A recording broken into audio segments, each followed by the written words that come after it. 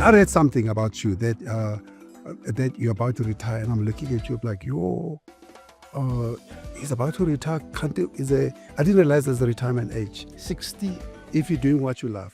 The world is a stage. There's a time to get off. There's a time to get off, right? So when you get off that stage, you turn 60 in a couple, what is the one moment that you say, in my career, this truly humbled me?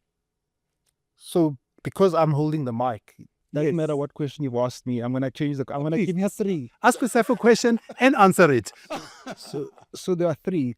The one was, it actually happened last week. I was at Newark Airport and I was getting into the train station and I put my ticket on the scanner and it was the wrong way around. And the guy looked at me and you can tell I'm getting nervous because he's a policeman and my ticket is not working. And he says, "Can't you read? Turn the thing over." So that was a bit humiliating. And I felt like saying, "You're not the boss of me." I'm a boss where I come from. Yeah. Cheapers, man. But on a serious note, the most humbling thing for me was, frankly, we made a mistake in executing our operating model. And it was actually a big mistake. And we had to change it. And I had to say to my team, folks, let's stop kidding ourselves. We need to change this. It's the wrong thing to have done. We need to tell the board and we need to tell the organization that we're changing again. And I had to eat humble pie and do that. That was quite humbling. And then the third one is, Ralph knows this, I've got one of the greatest wives in the world, but she acts like the Marcus Aurelius's slave, who, whenever people are singing your praises, reminds you that you're just a man. Just a man. And each of us needs that type of person in our lives, whether it's in our private lives or in our teams. In your team, you need to have people that say, no, but we know that this is nonsense. So we need to tell Ralph it's nonsense. Just as an example, you need people who love you and respect you, who'll say, no, on that one, Chief. People who tell you the truth. Tell you the truth. I like that. Absolutely. Ralph, you just renewed your mandate for another term. When you look back now, because, before you renewed this thing, you must have thought hard about it. And you said, another term, bruising term across the continent. And you've had a few bruising moments, whether it is in Ghana, it's Nigeria, it is everywhere in this country, whether it's in South Africa. What is the one thing that just reduced you? I might sound boring. Be boring, please. We're here for boring people. Look, I think the CEO role, you're humbled every single day. Because the things that you're dealing with are generally in the gray. There's no black and white. So you are actually humbled, you get used to being humbled. But I want to add to the story that I thought that was my story, but he stole it. I'll make a speak first. But I get humbled, at home. I'm just dad. They don't care. The kids don't care. They hear that you're this great guy. They read in the papers, headlines, and they say, "Oh, but you're just like that." Just that.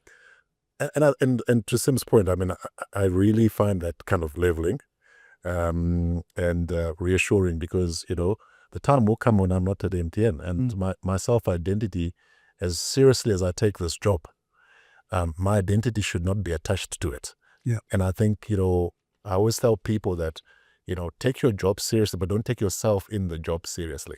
Okay? It's a very fine Take yourself seriously, but don't take yourself in the job seriously. Yeah, take the job seriously, but don't take yourself in the job seriously. You're just that person. I'm learning so many things. So that'll be my lines, but I'm gonna steal that. Yeah. I'm my mother's third child. Yes. Okay. I'm still the boy from Mutare. Okay, as far as she's concerned. Yes. So when you get carried away and you start thinking, wow, I'm this, just get reminded. She will remind you very quickly. So, coming to business, humbling moments, as I said, there are many. But, humbling can also be humbling in the sense of how you get surprised by often people's resilience. So, I look at the people in Sudan. We operate in Sudan. Our teams continue to walk in a war-torn country. That is humbling. And this is a place where there's enormous human displacement, but we have people. And then you think you have problems, and then you get humbled by that. So truly the last comment, my new book is just coming out, Rooted and Rising. And the one thing I've done, it's about reclaiming our culture and redefining our global influence. One of the things I've done in it, I've closed every chapter with a playlist, an African playlist. What is on your list? Oh, it differs, but you laugh. But Ladysmith, Black Mambazo, Dlondlobala Njalo. Oh, I love What? Ladies Smith. I won't laugh. You- I love them. Love them. Second, Dame Kiri Tekanawa. The Australian the- operas. Yes. No, New Zealand. New Zealand, sorry. Yeah, Correct New myself. Zealand. Yes, New Zealand. New Zealand. And when she sings The World in Union, One of my I mean, favorite. I play it loud when I'm in my car, and I feel the need to lift myself up. What do you listen to? I mean, as you're going through, just to calm your nerves or to disrupt your calm self.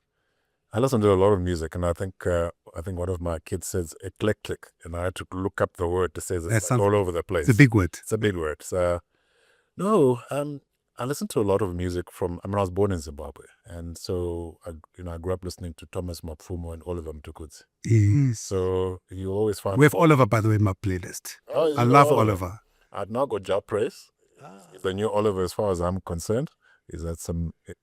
So because I'm Shona speaking, so from time to time I connect with my roots. So I think you always find an Oliver Mtukudzi, Job Praise. When I'm under pressure, which is often, I listen to David Bowie and Queen Under Pressure. David Bowie. I let that thing play, and I'll put it on like 10 times. Under Pressure. Under Pressure. I know the song. Yes. And then I listen to Maverick City. So you'll find Maverick City. And and I listen to what my children are listening to. So That's how you keep young. that's how you keep young, and now you come across as cool. You're not cool to the kids, huh? The cool old man. Cool dad. The cool dad.